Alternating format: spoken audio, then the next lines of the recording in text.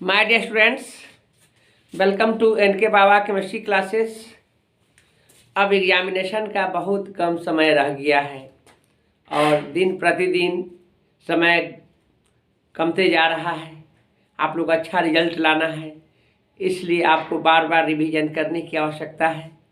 आप जानते हैं कि हम रेगुलर आप लोगों को पढ़ा रहे हैं, लेकिन इधर और ही हम अच्छे ढंग से आप लोगों को पढ़ाने का प्रयास कर रहा हूं, जो कि कम पढ़ करके अच्छा से अच्छा रिजल्ट लाइए।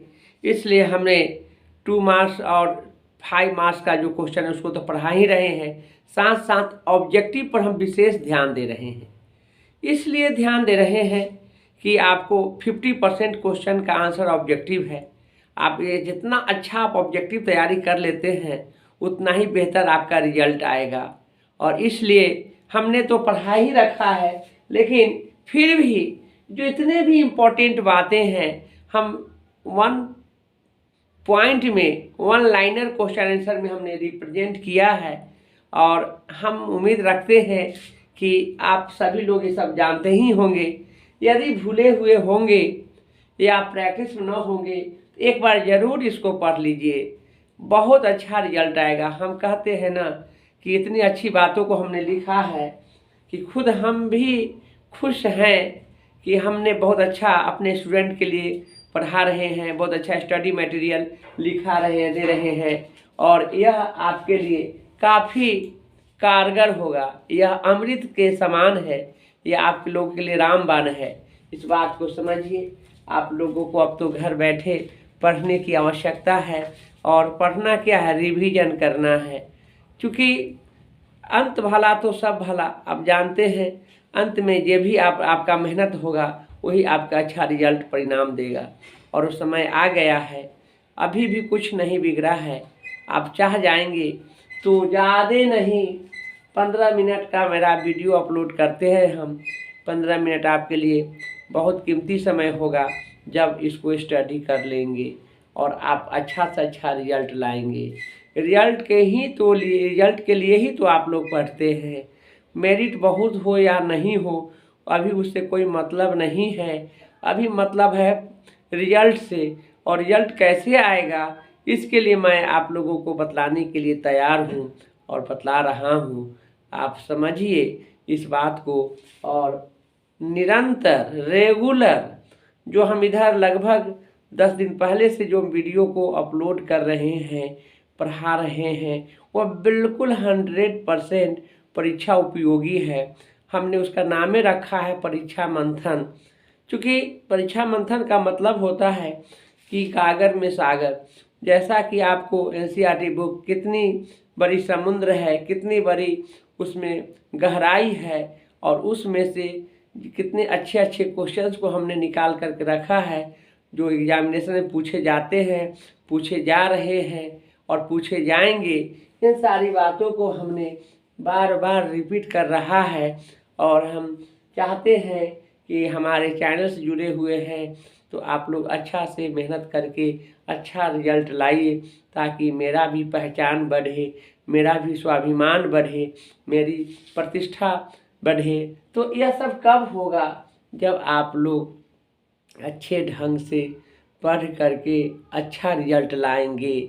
और वह अच्छा रिजल्ट लाने के लिए हम आप लोगों के लिए हर संभव हर प्रयास कर रहे हैं, और यही आपकी सच्चाई है। जो हम पढ़ा रहे हैं वही एग्जामिनेशन में आएंगे। एकदम कन्फर्म रहिए आप लोग। बस यही करना है कि आपको बिल्कुल 10-15 मिनट आप लोग हमारे चैनल से जुड़ करके अब प्रैक्टिस में लग जाइए।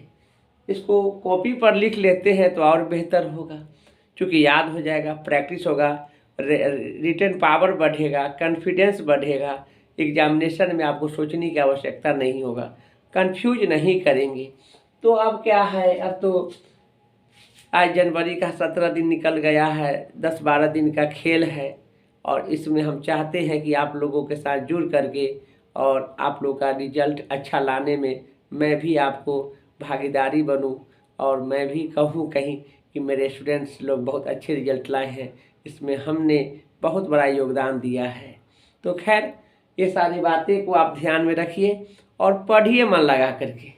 तो देखिए हमने क्वेश्चन रखा है कि 96,500 कूलम विद्युत कॉपर सल्फेट CuSO4 के विलयन से मुक्त करता है।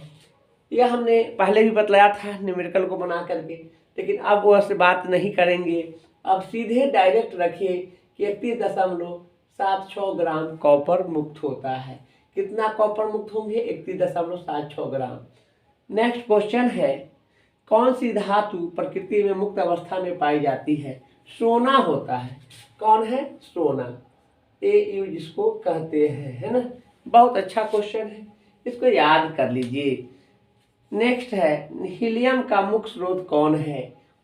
मोनाजाइट है। मोनाजाइट, क्लीवाइट, पिच ब्लेंड, यह 3 होते हैं, लेकिन अक्सर एग्जामिनेशन में मोनाजाइट ही पूछे जाते हैं।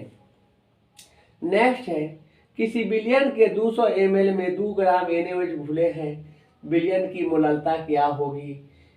यह इस बार के सेंटअप में भी पूछे हुए क्वेश्चन है। बहुत अच्छा क्वेश्चन है, 2011 में या न्यूमेरिकल में पूछा है।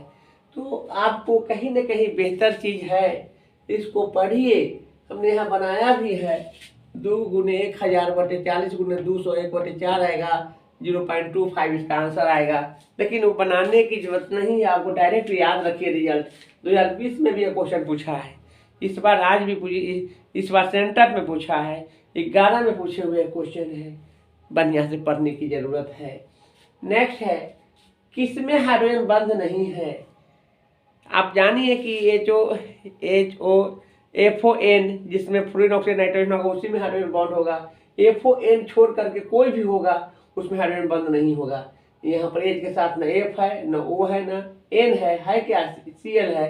इसका आंसर क्या जाएंगे? HCl, यही आइबे करेगा। नेक्स्ट है, K4 FeCN6 में Fe का प्रसंकरण क्या है? बहुत अच्छा क्वेश्चन है। यह इसका प्रसंकरण D2sp3 होता है। Fe का प्रसंकरण कैसा होगा? D2sp3 किसमें? K4 FeCN6 यानी पोटेशियम हेक्सासाइनोफेरेट में Fe का प्रसंकरण D2sp3 होता है। बहुत अच्छा क्वेश्चन है, याद रख लीजिए। नेक्स्ट है, जल में H2 गैस है प्लस Cl2 गैस को सूर्य प्रकाश की उपस्थिति में यह बनाता है 2HCl अभिक्रिया की कोटि कैसी होगी? यह शून्य कोटि की अभिक्रिया होगी। अच्छा क्वेश्चन है, यह हमने केमिकल काइनेटिक्स रासायनिक बल गतिकी से लिया है और बेहतर क्वेश्चन है, इसको याद रखेंगे कि जैसी H2HCl बनेगा HCl बनेगा वह शून्य कोटि की अभिक्रिया होंगी। नेक्स्ट जो बहुत ही मज़ेदार क्वेश्चन है, COC2O4 whole twice NH3 whole twice में के कितने संभव समावयवता है? यह आपको उपसंयोगिकों के समावयवता की बात कर रहा है। उपसंयोगी जिस संख्या की नहीं, समावयवता की बात कर रहा है। और यह इसमें 3 होता है। NCERT में इस टाइप का कंपाउंड दिया ही नहीं है, लेकिन देखिए इसको छोड़ के बहुत सारे कंपाउंड्स हैं जो दिया हुआ है, लेकिन इसकी समावयवता कितना होंगे? 3 होगा। समावयवता क्या होता है? तो रासायनिक गुण भिन्न भिन्न होते हैं, अणु सूत्र समान होते हैं किंतु संरचना सूत्र भिन्न भिन्न होते हैं, तो उसे समावयवता कहते हैं। नेक्स्ट है, निम्नलिखित में कौन द्वितीयक सेल है? द्वितीयक सेल सेकेंडरी सेल यानी लेड स्टोरेज सेल होते हैं। लेड संचायक सेल या लेड स्टोरेज सेल, हमने दोनों लिख दिया है। लेड इंग्लिश में लेड स्टोरेज सेल कहते हैं और हिंदी में लेड संचायक सेल कहते हैं। जो कैसा सेल है? तो द्वितीयक सेल है। बहुत बेजोड़ क्वेश्चन है, वेरी गुड क्वेश्चन है। आप लोग इसको बढ़िया से मन लगा करके पढ़ते जाइए, जो पढ़ लेंगे वही आपका रिजल्ट आएगा। नेक्स्ट है, निम्नलिखित में कौन बायोडिग्रेबल बहुलक है? बायोडिग्रेबल मतलब जैविक, लिविंग थिंग्स, यानी यह सेलुलोज होगा, यह पौधा से प्राप्त होता है, पौधा सजीव है। तो बायोडिग्रेडेबल बहुलक कौन है? सेलुलोज होता है। नेक्स्ट है, सांद्र H2SO4 से निर्जलीकरण निम्न एल्कोहल में कौन 2 ब्यूटीन देता है? तो butane one all butane, one all जो है वह 2 ब्यूटीन देता है। बहुत ही बेहतर क्वेश्चन है। जब आप अल्कोहल को आपको 413 केल्विन ताप पर H2SO4 की उपस्थिति में गर्म करते हैं तो इससे H2O बाहर निकल करके 2 ब्यूटीन प्रदान करता है। यह alcohol, phenol and ether chapter से लिया गया क्वेश्चन है जो काफ़ी महत्वपूर्ण है। इस बात को आप समझेंगे। अच्छा क्वेश्चन है। नेक्स्ट है, निम्नलिखित में कौन लायोफिलिक कोलाइड, लायोफिलिक कोलाइड को द्रव रागी कोलाइड भी कहते हैं। और द्रव रागी मतलब द्रव को आकर्षण करने वाला कोलाइड, द्रव को आकर्षण करने वाला कोलाइड कौन है? गोंद है। यह पृष्ठ रसायन का क्वेश्चन है। बहुत ही अच्छा क्वेश्चन है, इसको याद रखिएगा आप लोग। नेक्स्ट है, कौन सबसे शक्तिशाली ऑक्सीकारक पदार्थ? ये तो कई एक बार आया है। कौन सबसे शक्तिशाली ऑक्सीकारक पदार्थ? फ्लुअरीन होता है, क्योंकि फ्लुअरीन की विद्युत ऋणात्मकता समस्त तत्वों में सबसे ज़्यादा होता है। और फ्लोरीन को F2 से रिप्रेजेंट करते हैं। F2 पूछे चाहे फ्लोरीन रहे, आपको ऑप्शन में आप बना लेंगे। बेहतर क्वेश्चन है। नेक्स्ट है, निम्न में किसकी आकृति चतुष्फलकीय है? बहुत बार क्वेश्चन पूछा है यह, लगभग का शायद कोई साल है कि छोड़ा है। इस बार की भी क्वेश्चन में 2022 के भी क्वेश्चन में क्वेश्चन था।